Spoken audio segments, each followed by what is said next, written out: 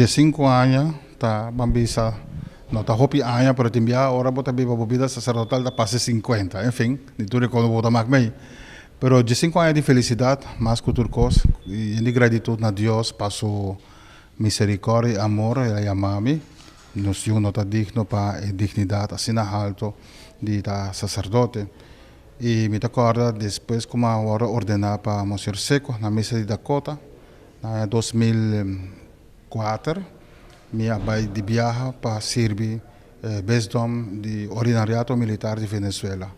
E na minha trabalha 5 anos em diferentes cargos, na minha estava military chaplain, me estava diretor de formação humana de seminário, e me estava em diferentes, quando bisa, quartel militar, de uma jurisdição para atender pastoralmente. Depois de Venezuela vir uma situação um pouco difícil, agora eu pedi para vir back e minha primeira paróquia na Brasil. Na minha trabalho 8 anos de 12 tempo, nós logra restaurar full missa Brasil em 16 lunas depois como chega. E nós logra pôr missa na televisão. Nós temos 6 anos com isso aí. E depois o bispo mira a necessidade para me ir uma paróquia mais grande, da minha idade, e me vai paróquia de Santa Cruz. E na tem 2 anos. E nós estamos trabalhando que mesmo entusiasmo, uma paróquia mais grande, com toda a sua realidade, costume, tradição, mas com o seu reto, não.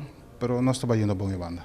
Nós estamos celebrando a vida, porque dia também me está assim, mas recebi minha ordenação com 33 anos, mês dia com 33 anos.